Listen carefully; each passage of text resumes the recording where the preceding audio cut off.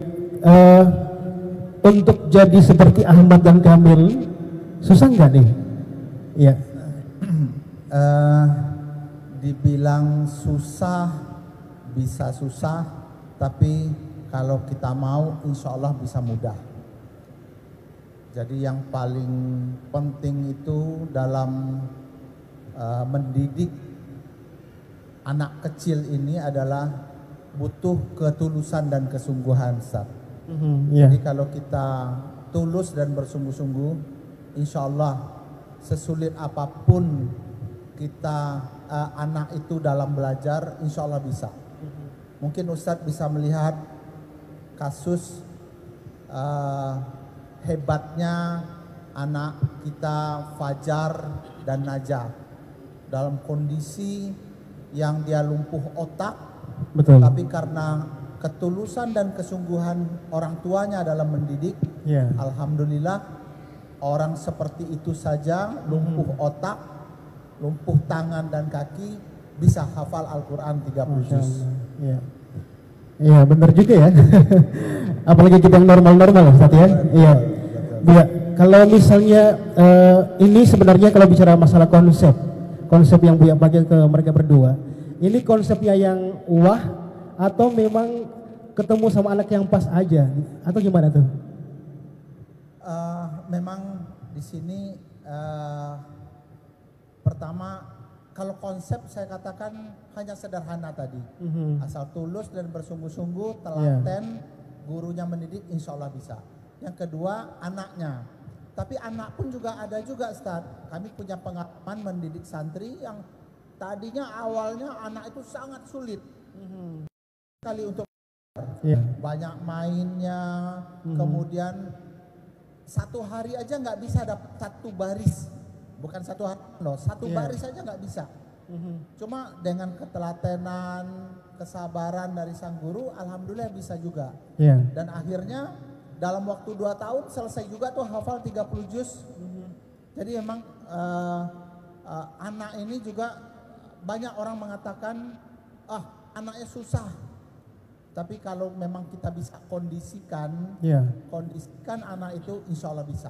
Kondisikan dalam artian satu tentu lingkungannya, kemudian yang kedua adalah hal-hal yang mengganggu, yang akan melalaikan dia. Nah biasanya yang kalau di rumah ini anak-anak ini akan sangat dilalaikan oleh adanya handphone dan televisi gitu. Tapi kalau orang tuanya bisa mengkondisikan anak ini untuk belajar tanpa diganggu oleh handphone dan televisi, insya Allah. Ini mungkin teman-teman juga pengen tahu ya, Ahmad Kamil ini ngafal Quran ya 1 hari full atau memang ada jam-jam tertentu mereka di ngafalnya atau gimana? Kebetulan kami membuat kurikulum begini Ustaz. 3 tahun paling lama anak ini harus hafal Al-Quran dulu. Di pondok? Di pondok. Paling lama 3 tahun. Jadi setelah dia 3 tahun baru diberi pelajaran yang lain.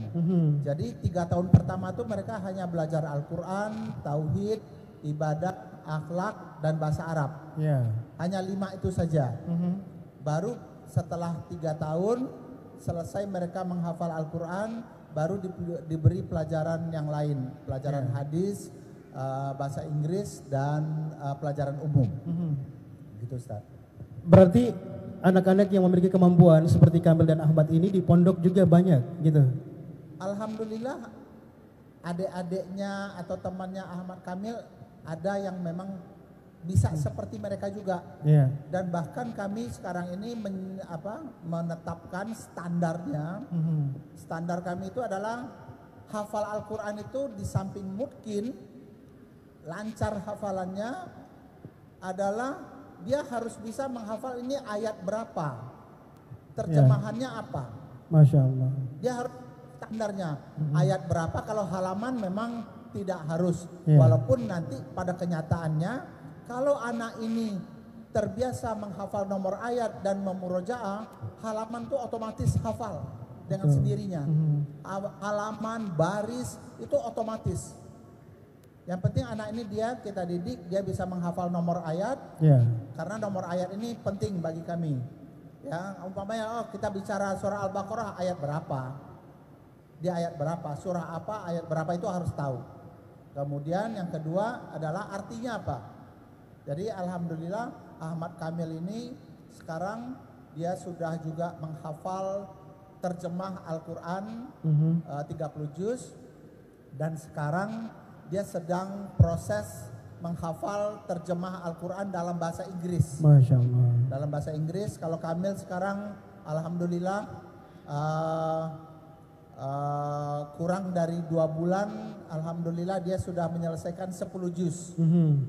Ya, mudah-mudahan paling lambat dalam waktu 6 bulan selesai dia menghafal Al-Quran terjemahan dalam bahasa Inggris. Ahmad baru berapa juz, Ahmad? 6 juz. Masya baru Allah. 6 juz. Dalam jangka waktu berapa bulan? Sama kurang juga. dari 2 bulan. Dan itu pun juga yang lain-lain juga. Jadi santri kami kalau yang sudah 30 juz dia mulai menghafal terjemahnya. Yang sudah selesai terjemahnya dia mulai masuk ke bahasa Inggris.